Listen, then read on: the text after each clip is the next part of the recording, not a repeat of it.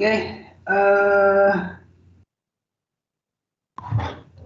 jadi untuk hari ini kita akan bimbingan tugas akhir ya. Mungkin kita fokus ke persiapan seminar baik Ihsan maupun Nurul. Oke, mungkin kita mulai dari Ihsan dulu kali ya, San. Udah siap, San? Nah, jadi ini saya udah baca juga nih proposalnya Ihsan. Jadi dari yang disampaikan Ihsan ya, sebentar ya, saya buka dulu filenya.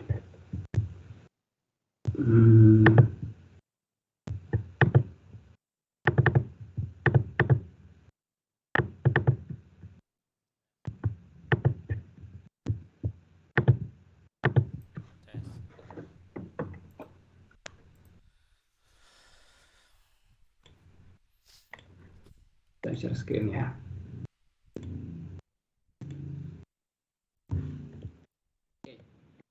Ini adalah tugas akhir dari Ihsan yang berupa bentuknya itu masih bentuk proposal ya. Nah, jadi Ihsan pertama komentar saya adalah, Ihsan tolong dicatat aja ya, nanti beberapa poin perlu diperbaiki. Nah, yang pertama terkait judul ya. Untuk judulnya sendiri sebenarnya poinnya sudah dapat ya, kita melakukan perencanaan mechanically stabilized earth reinforced wall ya. Tapi supaya judul ini bisa lebih menyeluruh, bisa holistik, sehingga apa yang dilakukan oleh mahasiswa tergambar dengan baik di judulnya. Saya mengusulkan judulnya itu adalah perencanaan dinding penahan tanah, perencanaan dinding penahan tanah tipe mechanically stabilized earth wall, ya. Dalam kurung MSE dengan metode LRFD. Begitu, San. Nah, jadi karena perencanaan dinding MSE ini banyak cara, tapi yang paling sering dipakai itu metodenya itu LRFD, ya, Load Reduction Factor Design. Nanti Ihsan akan mendesain itu menggunakan metode LRFD. Nah, nanti Ihsan bisa mengacu ke FHWA. Saya pernah share filenya belum ya ke Ihsan ya? Ada dua FHWA ya, FHWA 24 sama FHWA 25. Nah, itu kalau Ihsan ikutin itu menggunakan metode LRFD. Oke. Nah, itu terkait dengan judul. Kemudian ini bagian dari latar belakang, ini untuk poin 1, 2, dan 3, artinya paragraf 1, paragraf 2, paragraf 3 sebenarnya sudah strong ya, artinya MSE wall ini mempunyai keunggulan dibandingkan dinding penahan tanah tipe lain. Itu inti dari latar belakang yang ingin dikemukakan. Sebenarnya dinding penahan tipe lain itu bagus ya, dinding beton, baik gravity wall atau cantilever itu bagus. Dalam artian secara stabilitas dan teknis dia merupakan dinding yang memenuhi syarat. Hanya saja MSE wall itu mempunyai kelebihan lebih ekonomis. Nah, di sini bagaimana kita bisa mengatakan ekonomis? Ihsan harus berikan argumen juga. Ya, contohnya misalnya ada sitasi. Ya, di FHWA itu ada ya, saya lupa. Ada yang membuat studi itu bahwa menggunakan dinding MSE itu lebih murah dibandingkan dengan dinding-dinding tipe lain. Hanya saja MSE wall ini punya kelemahan juga, San, bahwa dia itu deformasinya lebih besar ya dibandingkan dinding tipe beton, karena tipe beton kan kaku. Itu kelemahannya. Tapi dari satu sisi, ketika kita mempunyai toleransi besar terhadap deformasi, maka kita bisa gunakan dinding MSE wall karena harganya lebih murah. Nah, itu salah satu argumen yang ingin kita berikan. Kemudian bagian latar belakang itu sebisa mungkin berikan kasus. Carilah studi-studi yang membahas tentang MSE wall, dan MSE wall itu mengalami kerusakan karena kesalahan desain. Jadi artinya di sini tugas akhir ini ingin melakukan desain yang benar sehingga kerusakan-kerusakan yang pernah terjadi pada struktur-struktur sebelumnya itu bisa dihindari. Nah, Ihsan tinggal cari aja jurnal-jurnalnya. Itu kalau cari dari jurnal ISCE, jurnal-jurnal Scopus, atau jurnal-jurnal nasional, Itu cukup banyak ya yang membahas tentang kerusakan MSA wall. Nah, jadi ambil aja mungkin 1 atau 2 kasus yang relevan. Nah, kemudian kita sampaikan di latar belakang karena terjadi beberapa kerusakan-kerusakan pada studi sebelumnya, maka dipandang perlu melakukan perencanaan yang baik. Itu salah satu latar belakang yang perlu ditambahkan.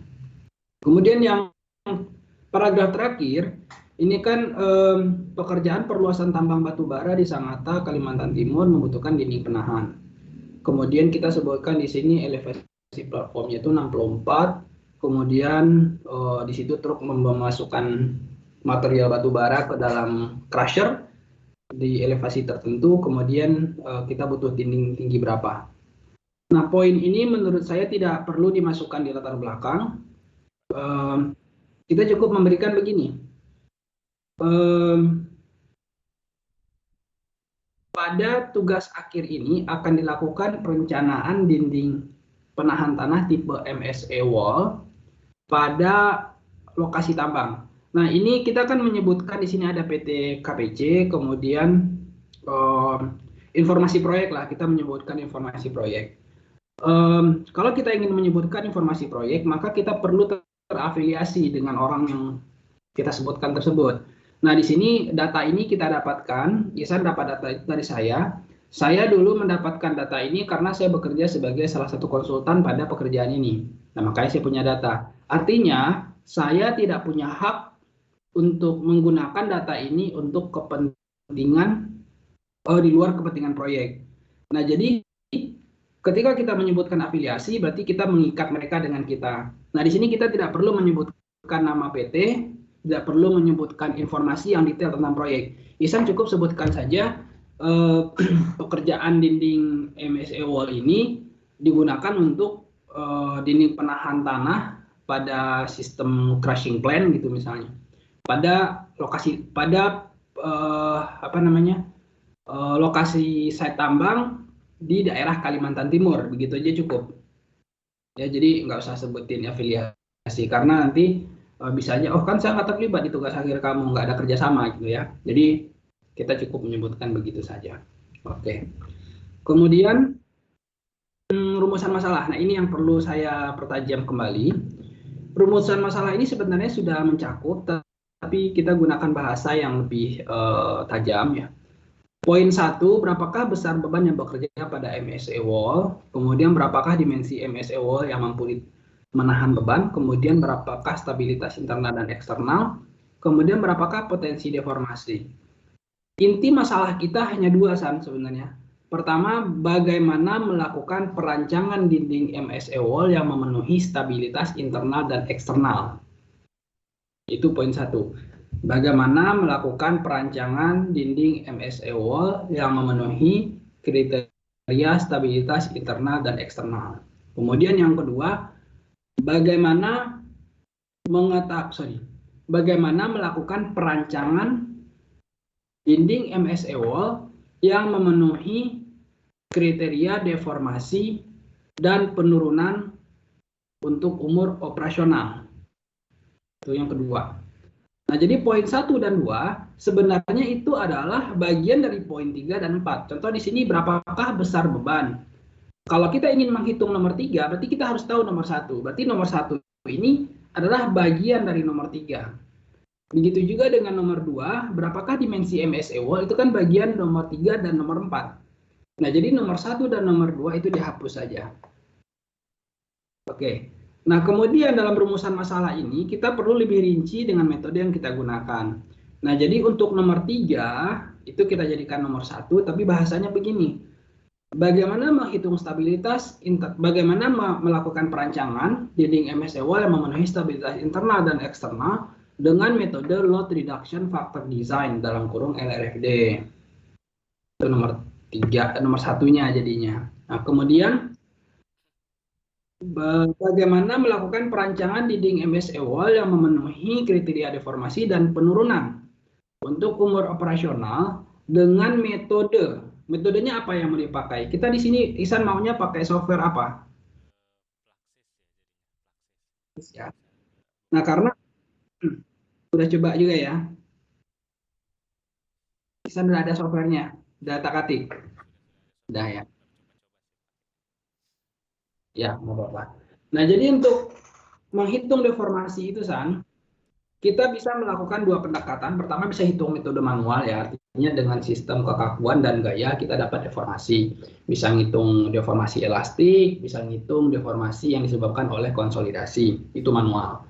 Tapi fokus kita sebenarnya setelah kita lakukan perancangan internal dan eksternal, dia sudah stabil, kita lakukan bagaimana perancangan dinding penahan tanah tipe MSE wall ini memenuhi kriteria deformasi dan penurunan dengan metode elemen hingga. Isan sebutkan itu, karena nanti akan dicek menggunakan software.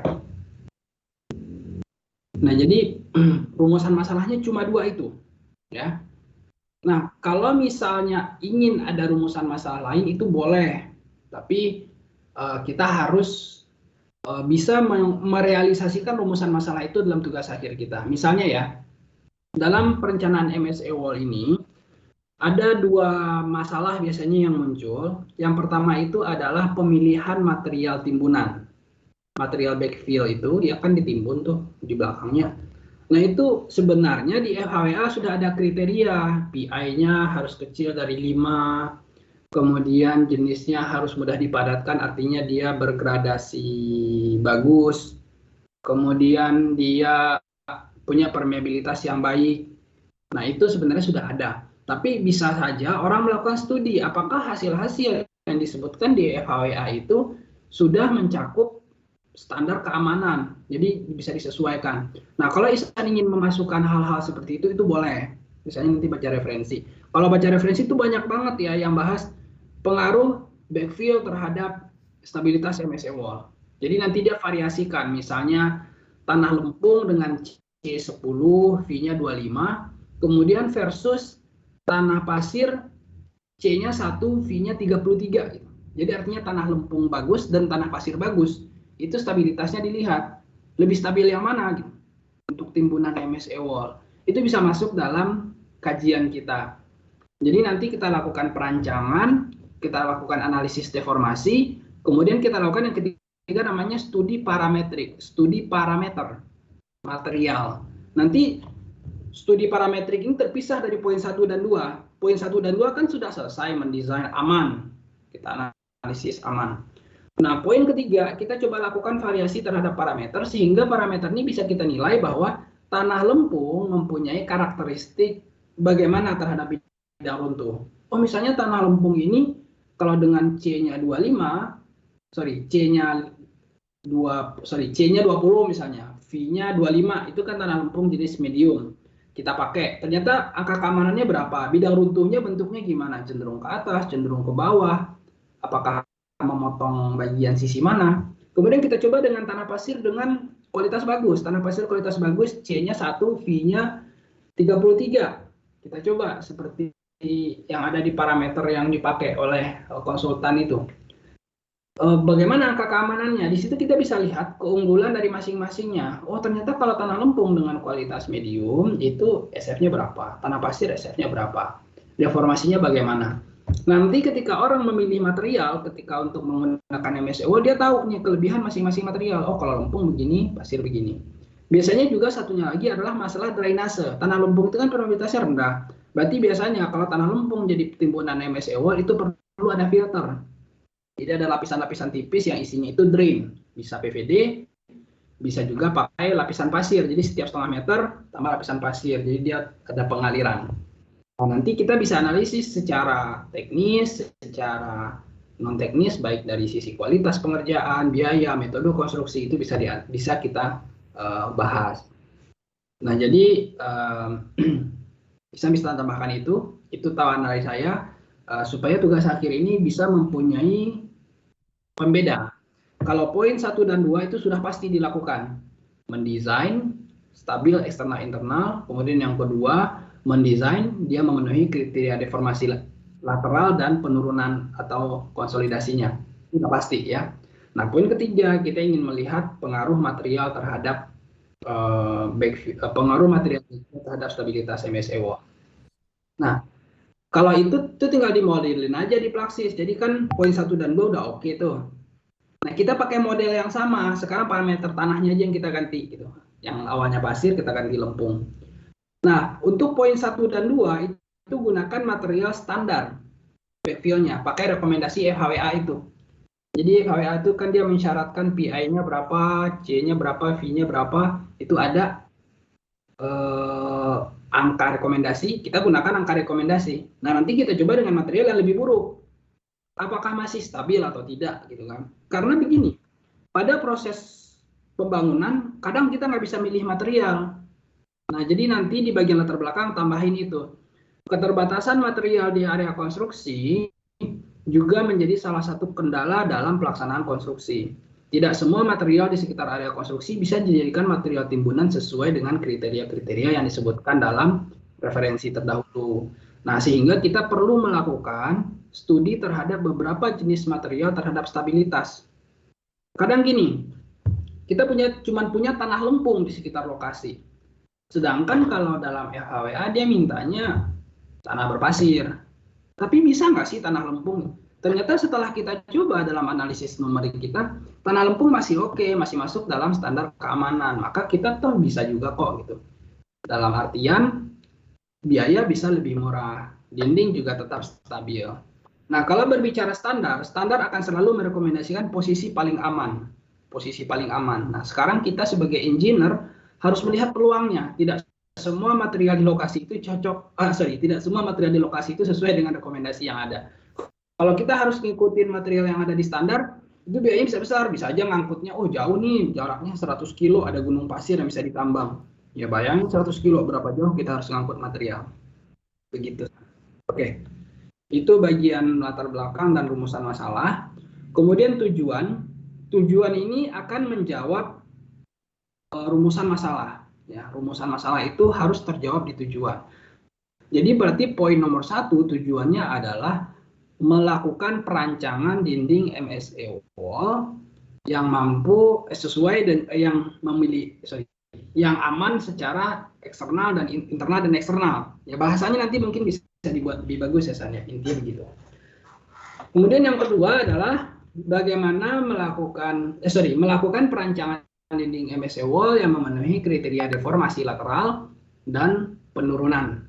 Nah, kemudian yang ketiga adalah melakukan studi parameter atau studi parametrik, biasanya orang nyebutnya begitu, melakukan studi parametrik terhadap jenis tanah timbunan yang digunakan pada MSE wall. Nah, banyak tuh studi parametriknya. Selain jenis tanah, bisa juga kemiringan dinding.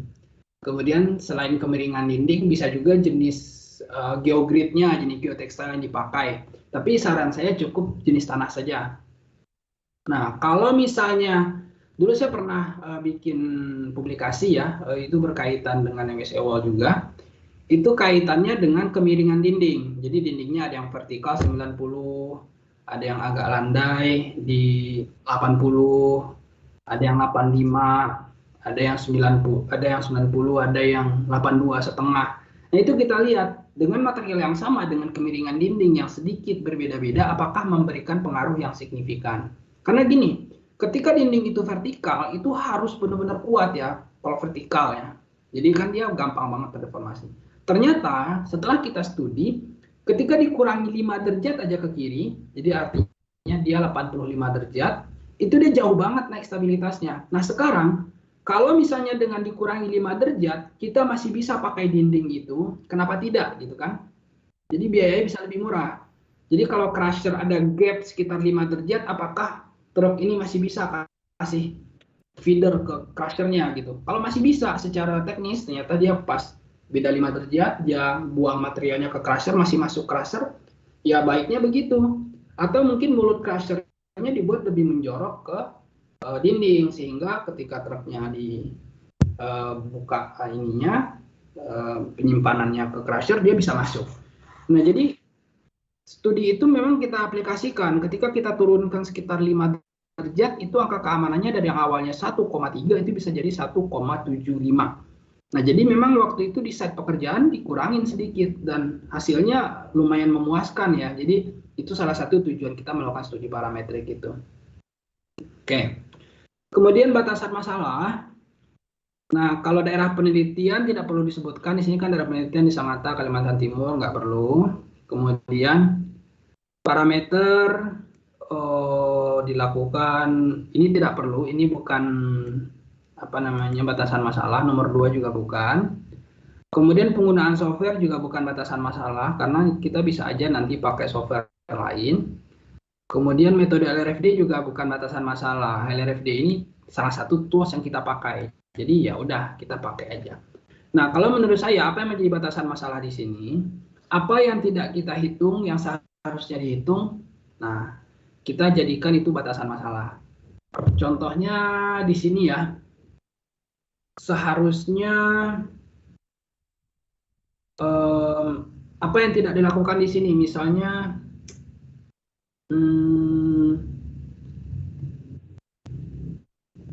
sebenarnya sih Isan sudah cukup ya. Artinya kalau dalam konteks pelaksanaan pekerjaan manage awal ya sudah semuanya sih dikerjain gitu ya. Paling ini mahasiswa apa namanya batasan masalahnya tidak melakukan analisis terhadap metode konstruksi. Ya artinya Isan nggak bikin metode konstruksinya. Tidak melakukan analisis biaya. Itu juga. Itu aja sih menurut saya ya. Batasan masalahnya 2 itu aja. Jadi misalnya metode konstruksi pakai ekskavator tipe apa itu nggak masuk dalam tipe pekerjaan kita. Kemudian analisis biaya juga tidak ya, tidak melakukan rancangan anggaran biaya. Oke, kalau manfaat penelitian ya itu sangat general ya. Pokoknya kita bisa mengetahui, sesuaikan saja dengan tujuan penelitian ya manfaat ini. Jadi apa yang ada di tujuan itu kan harapannya bermanfaat buat pekerjaan. Oke, kemudian bagian tinjauan pustaka ini saya belum komentari lagi ya, tapi apa namanya setelah saya baca ini tentang tinjauan pustaka, oke ini sudah masuk ya dalam bahasannya, tapi kalau yang Ihsan buat ini kan sebenarnya general terhadap tegangan tanah lateral ya. Di sini kan tegangan tanah lateral, kemudian pengaruh gisikan dinding dan seterusnya. Ini dinding apapun akan sama cara ngitungnya ya. Mau itu dinding penahan tanah tipe cantilever, tipe apapun ini kan prinsipnya sama. Nah, di sini perlu dipertajam ya bagian yang ini nih. Nah, dinding penahan tanah tipe MSE wall ini perlu dipertajam lagi ya. Di sini kan sudah dibuat misalnya tipe perkuatannya apa, langkah-langkah perencanaannya, kemudian ini referensi yang bisa digunakan, kemudian nah ini diagram gambar yang hadir di sini. Nah ini saya pertama kalau ini kan gambar ini dari mana nih referensinya? HWA ya. Nah ini jangan lupa lampirkan sumber ya. Terus yang ini, nah ini kan gambar dari calculation sheet yang pernah saya kirim kayaknya ya. Nah ini kan bukan textbook ya, ini bukan textbook, bukan jurnal yang terpublikasi. Ini kan adalah laporan desainnya konsultan. Nah ini sebaiknya tidak diambil apa adanya, baiknya digambar ulang dengan gambar kita sendiri. Karena ini bukan publikasi yang bisa disadur. Nah ini kan sebenarnya dia tuliskan after ASTO 2007. Isan cari aja di ASTO juga seperti ini gambarnya, ya. Nah kalau nanti misalnya di ASTO ketemu gambar, nah gambar yang di ASTO itu yang diambil. Nah ini kan ASTO 2007 judulnya apa? Lihat aja di referensinya FHWA itu tuh ada ASTO apa tentang apa gitu. Setahu saya tentang bridge design gitu. Oke, nah ini juga sama ya. Ini juga gambar yang dari ASTO sebenarnya. Tapi ini muncul di laporan konsultan. Jadi sebaiknya ambil langsung dari ASTO-nya. Kalau nggak digambar ulang juga nggak apa-apa. Kemudian ya ini tabel beban, ini diambil dari ASTO juga, tolong nanti dicari apakah benar referensinya apa ya. Pokoknya tabel-tabel referensi seperti itu harus jelas. Sebenarnya di buku Braja juga ada ya ini, tapi dia nggak ngegambarin faktor bebannya nggak digambarin. Oke, kemudian ini ada poin-poin yang mungkin dirapikan ya San ya secara apa namanya. Kemudian kan, hmm, ini kan ada langkah-langkah ya. Nah, jadi kalau bisa setiap langkah ini dielaborasi San. Misalnya begini, mengevaluasi stabilitas internal, apa yang dilakukan, rumusnya apa gitu. Tentukan beban tak terfaktor, apa itu, rumusnya apa, itu perlu sih ya. Kemudian ini kan kalau ini kayaknya dinding penahan tanah ya karena ini sudah level tulangan nih. Ini nggak tahu apakah level tulangan atau geotextile yang dimaksud ya. Tapi pokoknya setiap langkah-langkah ini di breakdown. Kemudian, nah kita fokus di sini nih metodologi ya. Karena nanti biasanya kalau seminar proposal itu yang salah satu yang difokuskan adalah apakah metodologi yang dilakukan oleh mahasiswa sudah bisa untuk mencapai tujuannya. Kan kita ingin melakukan langkah-langkahnya apa sih? Nah, pertama oke, persiapan dan studi pustaka. Di sini sih mungkin mulai, kemudian um, bahasanya sih ini aja, studi literatur ya, studi literatur ya. Kemudian pendahuluan ini tidak perlu sih uji pendahuluan ini sebenarnya kan kalau orang ingin melakukan sebuah pekerjaan ya memang dia ada uji pendahuluan atau misalnya semacam survei awal. Tapi kan kita nggak ada ya, artinya kan kita pakai data yang sudah ada. Nah, jadi di sini itu dihapus saja. Kemudian setelah studi literatur, di situ ada dua cabang ya. Pertama itu eh, biasanya dia dilakukan paralel sih, studi literatur. Nah, begini bentuknya nanti San. Nah, misalnya di sini studi literatur. Nah, kanan ini adalah judulnya pengumpulan data, karena kita nggak ngambil data ya. Tulisin primer atau sekunder, pokoknya pengumpulan data. Nah, dari studi literatur, apa yang dibahas? MSA Wall, Earth Reinforcement, Gabion Terames Unit, Reinforced Backfill, ya boleh lah, nggak masalah. Tapi ini dituliskan aja. Apa yang kita bahas di studi literatur kita. Pertama itu adalah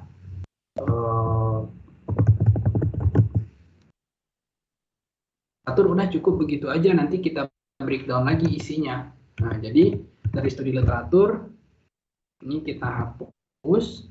Nah, ini langsung aja nanti ke sini. Nah, pengumpulan data, ada data, kita tulisnya ini aja ya, bukan data properties ya. Data geoteknik ya, struktur. Jadi kalau struktur artinya bebannya berapa gitu, nah, maksudnya data geoteknik dan struktur. Nah, kemudian di sini data umum ya, kita sebutnya apa ya? Ya, lokasi ya. Ini jangan data umum, ini judulnya ini aja. Data geografis ya. Nah, ini bisa dikasih titik 2 aja, bisa data topografi. Dan apalagi yang kita data geoteknik, data topografi aja sih, nggak usah data geografi sih karena kita nggak butuh yang lain sih, kita cuma butuh topografinya aja kan. Data topografi. Kemudian ini nah dari sini, dari data geoteknik dan struktur, kemudian data topografi, sorry, sini ada satu lagi sih, data material geogrid ya, atau yang mau dipakai apa? Geotextile ya. Mau pakai geotextile atau geogrid nanti kan ya terserah sih, tergantung jenis tanah. Kalau tanahnya berpasir bisa pakai geotextile, kalau tanahnya lempung bisa pakai geogrid, sama aja tergantung tinggian dinding, biasanya sama T ultimate-nya itu, ultimate-nya butuh berapa, kita pilih yang lebih kuat. Kemudian oke, nah jadi dari data geoteknik struktur ini apa yang kita butuhkan? Pertama beban dulu ya, beban data. Kemudian di poin-poinin aja. Poin 1 data pembebanan, kemudian data uji gejar langsung, data uji beradisi, data uji kadar air. Sebenarnya banyak sih, grain size juga perlu ya. Nah, jadi di sini bahasanya nggak usah ditulisin ya.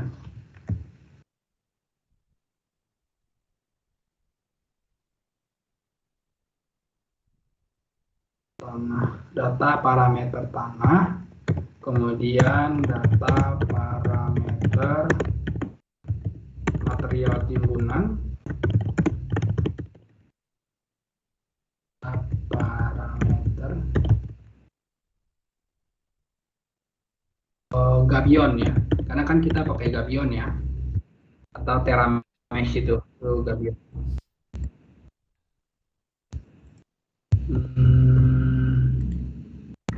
Data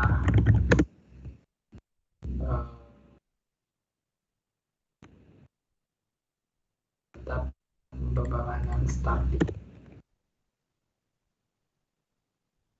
Tapi tetap ya, kalau ada potensi gempa bergantung ke lokasi ya. Tapi nggak usah ya, kayaknya mungkin nanti ada gempanya tapi kayaknya nggak signifikan. Jadi data pembebanan aja seperti itu. Oke, kemudian kita masuk ke data input dan analisis untuk simulasi numerik dan stabilitas. Nah, ini harusnya lebih detail lagi ya. Nah, di sini perencanaan stabilitas. Nah, kemudian mana dulu yang mau dikerjakan? Lihat aja flowchart yang ada di desain buku ya. Saya lupa. Bagusnya sih rencanainnya ekstrak ya, sama aja sih. Kalau mau eksternal juga bisa.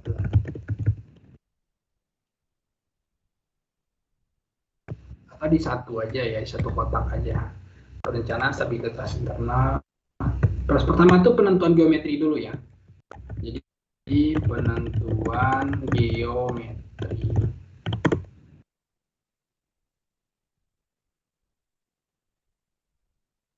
Tingginya mau berapa? Itu kan tergantung kebutuhan ya. Oh, tingginya crushernya cuma 5 meter ya, berarti tingginya 5 meter. Jadi pertama kita tentukan dulu dimensinya. Nah, kemudian setelah itu analisis stabilitas, rancangan dan analisis ya, boleh ya.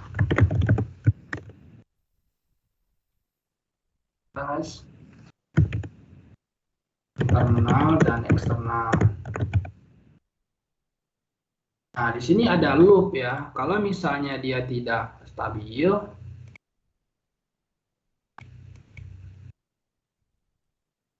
nah jadi di sini dicek dia balik ke atas lagi.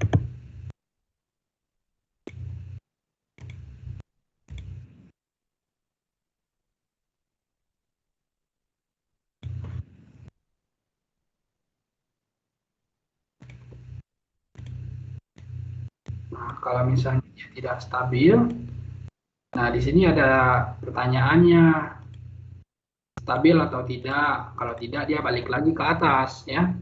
Kita lakukan penentuan geometri lagi, baik kemiringannya, jarak pemasangan geotextile, penentuan geometri dinding MSE wall, dan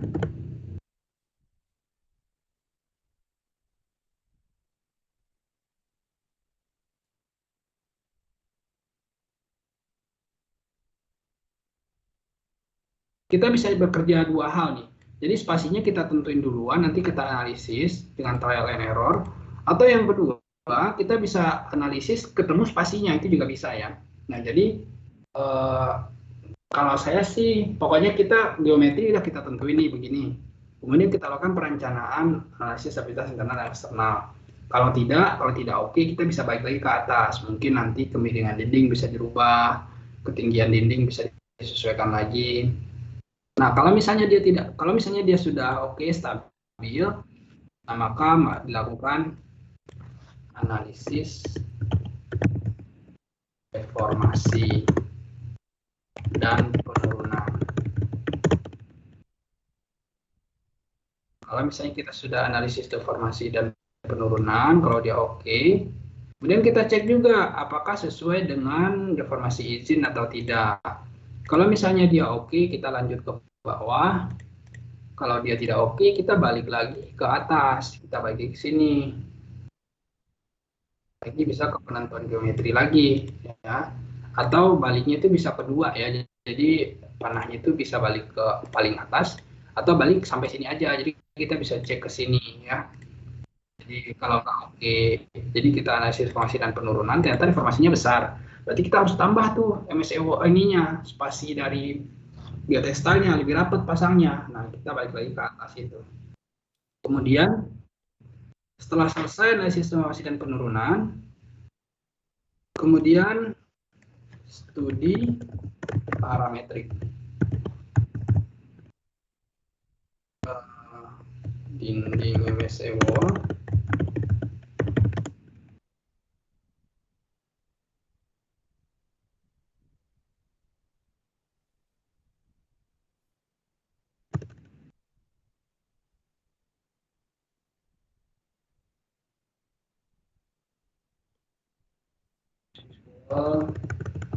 Dalam kurung variasi jenis tanah. Nah, kemudian voucher berikutnya tambahin satu lagi. Sorry. Ini bisa di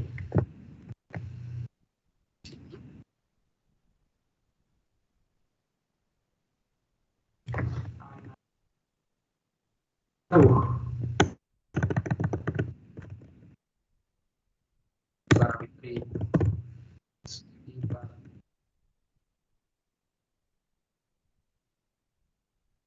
Kalau tanah lempung gimana, tanah pasir gimana gitu ya, terhadap stabilitas penurunan dinding LSE.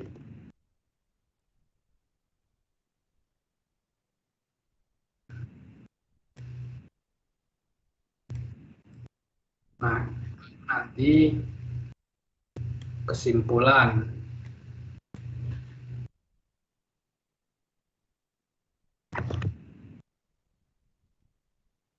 Setelah itu selesai. Nah, kira-kira begitu San, flowchart-nya. Nah, ini boleh ya dimodifikasi oleh mahasiswa, boleh, nggak masalah, tapi intinya poin-poin yang saya sampaikan di sini terus tercakup. Nah, ini ada tahap pendahuluan, ini nggak usah ditambah, nggak apa-apa ya, tahap analisis. Ini tahap pelaporan nggak usah ada ya, karena di sini tahap analisis aja ya. Tahap uji, nggak usah sih, kalau menurut saya sih udah gitu aja, nggak usah dikasih tahap apa gitu ya.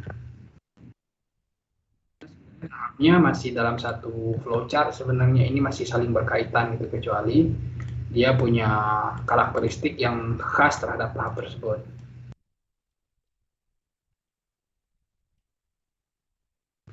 Kemudian ini penjelasan urutan ini perlu di breakdown lagi ya, di sini masih kurang rinci, San bisa baca-baca, terutama dalam metode analisis data ya.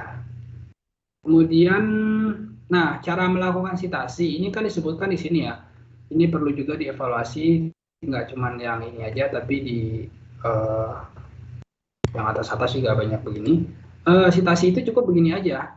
Misalnya contoh pendekatan LRFD didasarkan pada FHWA 2000 sekian gitu ya. Dalam kurung siapa yang nulis? Berg, Christopher, Nares 2009. Ada cara buat sitasi San. Jadi kalau sitasi itu caranya ya, misalnya saya ingin melakukan sitasi, itu saya bisa pakai namanya, ada dua cara. Kamu bisa pakai namanya Mendeley, atau yang kedua pakai Microsoft Word ini sendiri, dia bisa bantu kita bikin sitasi. Nah, kalau saya ajarkan pakai Microsoft Word aja ya. Kalau pakai Mendeley silahkan cari tutorialnya. Nggak jauh beda sih, karena dia bisa diintegrasiin. Nah, ini ada reference nih yang atas. Ini Nurul juga mungkin kalau udah pakai sih bagus, tapi kalau belum bisa dipelajari juga. Nah, ini kita bisa pertama insert citation, kita klik ya.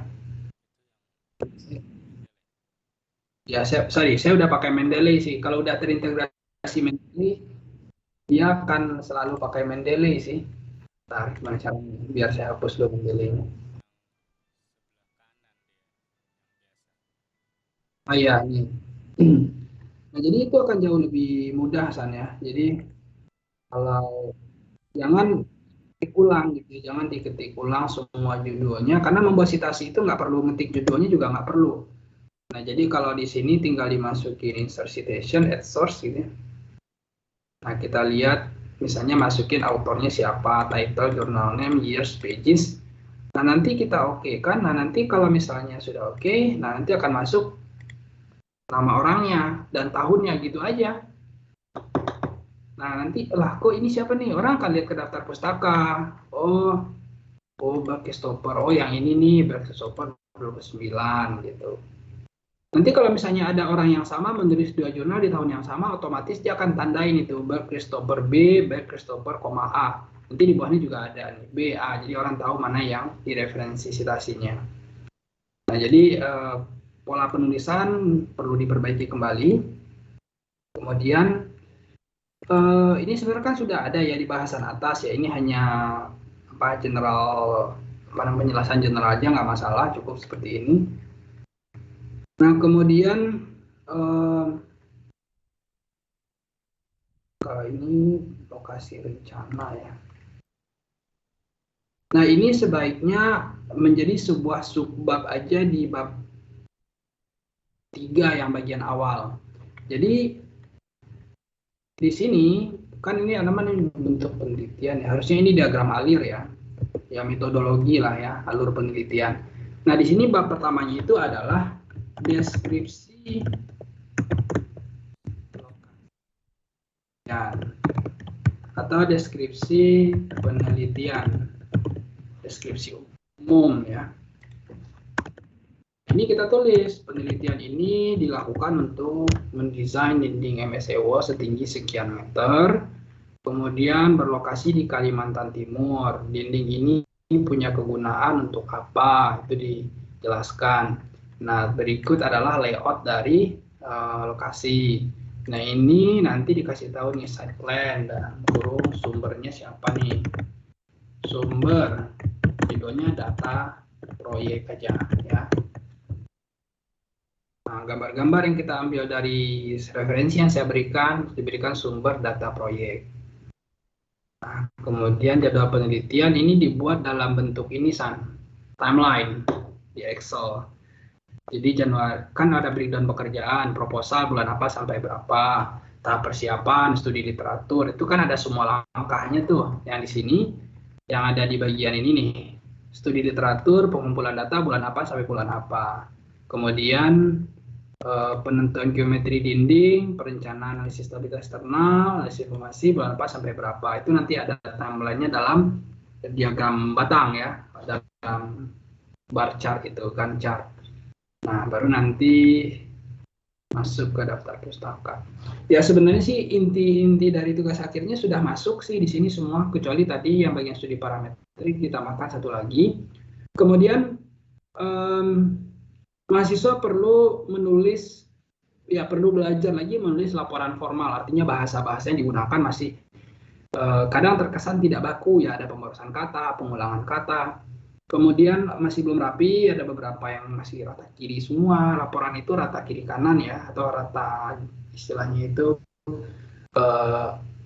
dia harus penuh, kiri kanan itu harus terisi. Kemudian sumber referensi masih belum semua yang dimunculkan. Kemudian gambar, ini kan gambar di screen capture dari PDF. Ini gambarnya ngeblur. Nah, jadi kalau bisa ketika men-screen capture dari PDF, gambar itu di zoom out, di zoom in dulu sampai sebesar mungkin, semaksimal mungkin, baru di paste. Nah, kemudian juga nggak perlu nih segede ini udah bagian dinding sama atapnya aja. Jadi semakin kecil kita ngambil gambar itu semakin bagus. Ininya kan apa namanya? Akurasi apa namanya? Resolusinya ya. Resolusinya makin bagus. Jadi bisa dibaca dengan baik. Ini juga set plan kan terlalu besar. Diginiin aja ngambilnya. Daerah yang ini aja ya. Nggak usah segede ini. Jadi kelihatan lah pokoknya tampak atasnya kelihatan. Gitu aja sih, San. Untuk gambar-gambar. Oke, itu mungkin komentar umum dari saya, San. Kalau dari San sendiri ada yang mau didiskusikan?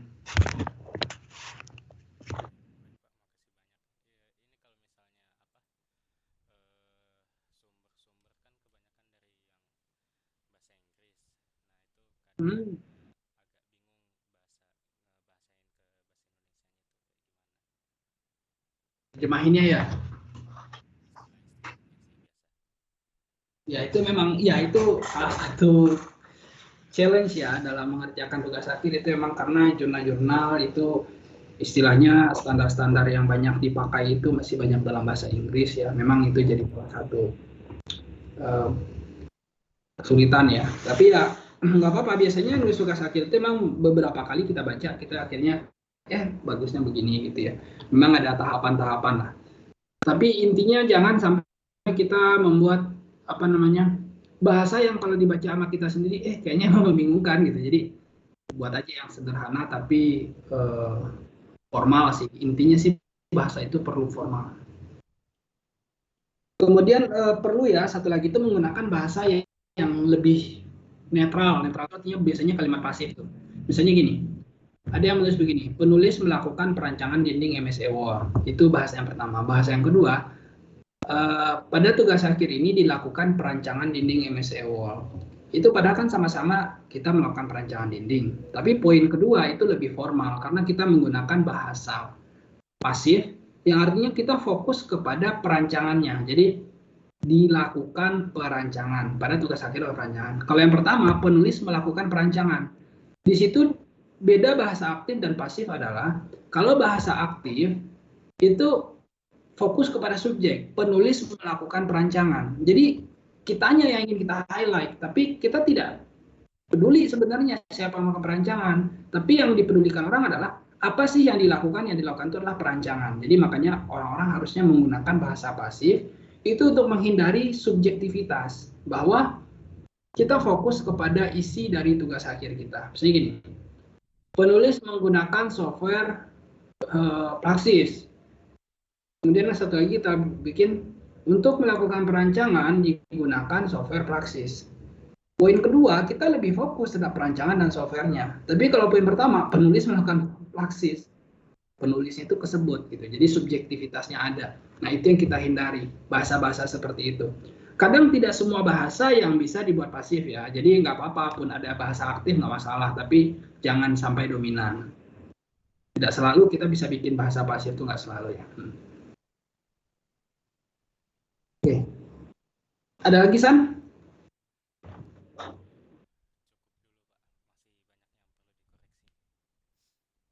Ya nggak apa-apa. Sebenarnya sih yang tugas paling beratnya ya nambahin bagian studi parametrik tadi ya.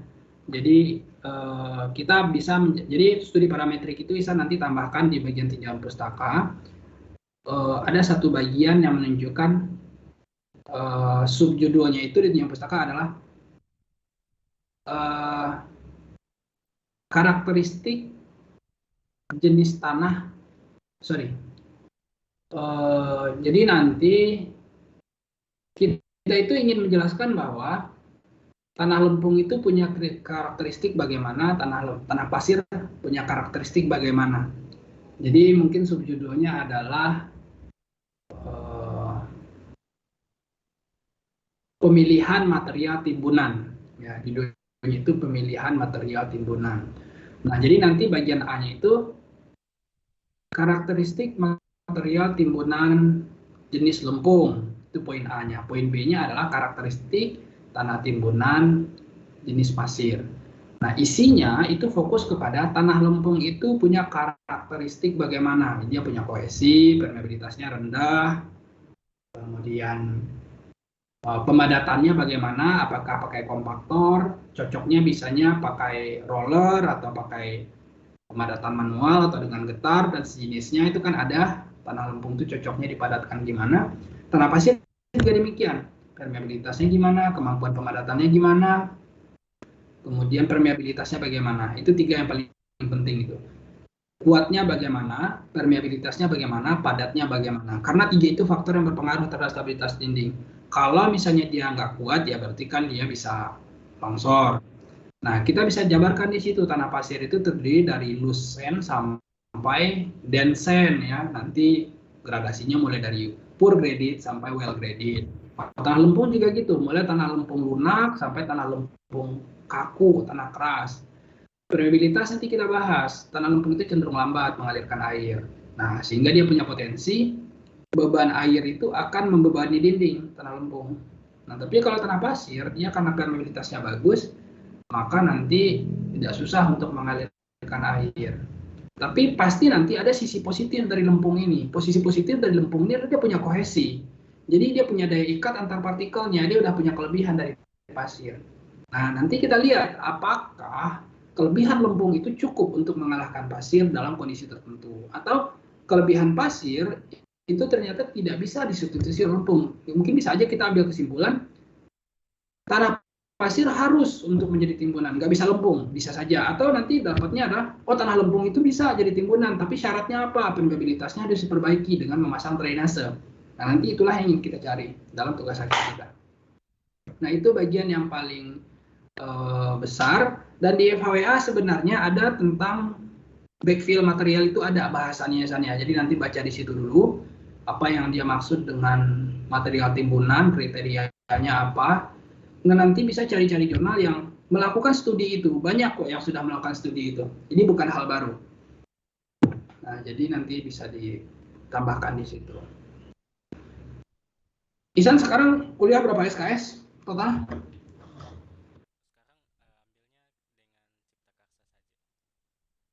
Oh, berarti TA dan Cinta Karsa ya. Berarti artinya punya waktu yang cukup lah ya buat ngerjain TA ya.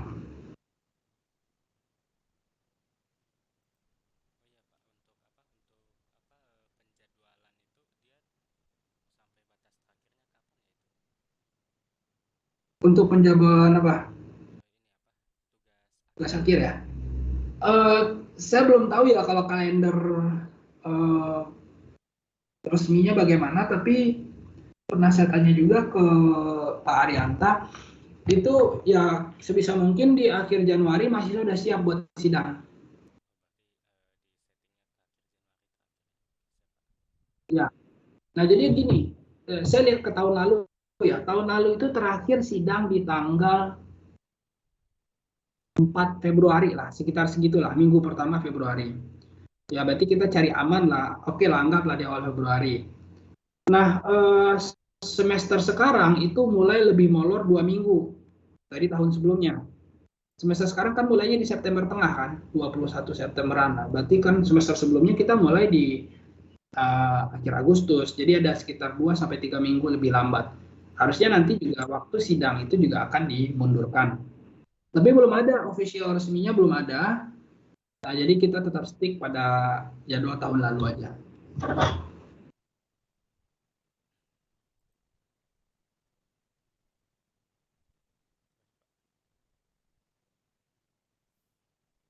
Bener ya Nurul ya, di akhir Januari ya Nurul ya. Nurul tahu nggak info-infonya?